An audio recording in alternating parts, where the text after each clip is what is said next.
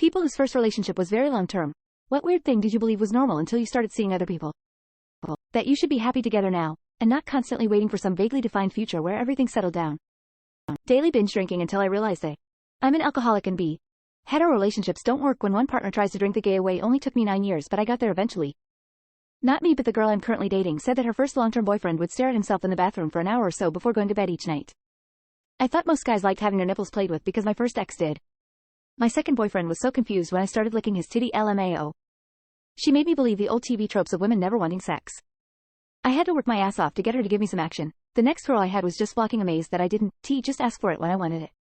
The bewildered look on her face when she finally asked, "You realize I am horny too, right?" Not every guy wants to throw on Motown and slow dance with you. Some of them don't even care to touch you. I miss the slow dances. That some girls, in a relationship, don't like to kiss as often as others. I'm just talking about pecs when GF gets home, etc. I always enjoyed a hello kiss, but I guess some girls don't. People's love languages are all different. It's especially jarring when you have a lot of experience doing things a certain way, and then finding out that isn't what somebody else needs. It can take some work to figure out what's inherent to yourself and what was learned from your partner. That every time was essentially a quickie. Almost a whole decade of nothing but 5 thrusts and then blast off. After that relationship ended, I felt like Jasmine on a magic carpet ride. A whole new world. I tried to change her. That was my emotional insecurity. My bad, Melissa. A lot of girls like to flock. Your partner should actually make an effort to spend time with you. You shouldn't have to surprise them to spend any time with them. Just a SFW remark. Her father hating me. I just thought this was normal, but in the subsequent 3 relationships, last one turning into a marriage and family, the parents were kind and I couldn't believe that is possible. Sorry, I don't have any NSFW things. All the girls were very open to experiments. That sex should last more than 45 seconds. I would lick the side of my first girlfriend's face like a dog and she loved it. My second girlfriend slapped me when I tried it. Edit, my first gold. Thanks. I was not expecting so many people would relate to that. She's supposed to be nice to you. Who would have thought? Wait, not everyone wants commitment? I always look to the future. It was nice that the guys I dated in between my long relationships were kind enough to break it off when they realized what I was really after, though. Just like a lot of toxic behavior. It wasn't a healthy relationship and I found myself looking after the other person and organizing my life around their needs. 4 years later and I am still learning what a healthy relationship looks like and what it's like when someone is looking after my needs. Don't know, never saw anyone else. Married her. Edit. As a neat side effect, we do tons of stuff I am sure other people would think is really weird. Well, this thread turned out quite a bit darker than I had hoped. Being faithful to a single partner. I am not saying everyone is a cheater, but never being cheated is not the norm as I thought it would be.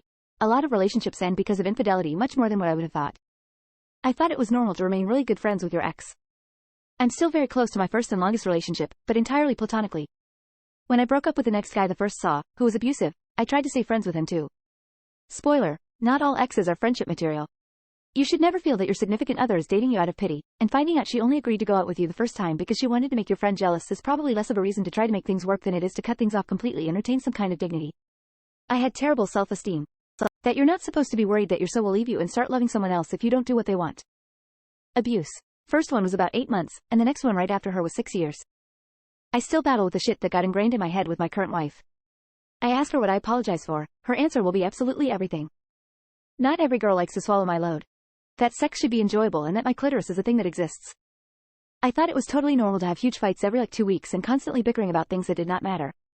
Also the drug abuse and lying lol. When I finally got into a healthy relationship, it was mind-boggling.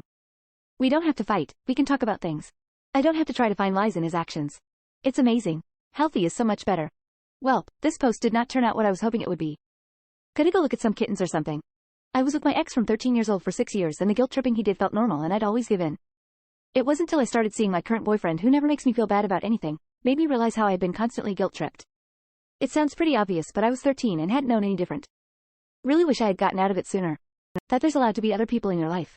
And that it's possible to be friends with their friends. My first GF slowly cut my ties with everyone in my life that wasn't her. The current girl I really like is the complete opposite. She introduces me to her friends and is pretty tight with my brother, who just happens to be one of my only friends, by my choice. That someone actually wanted to hear about my day.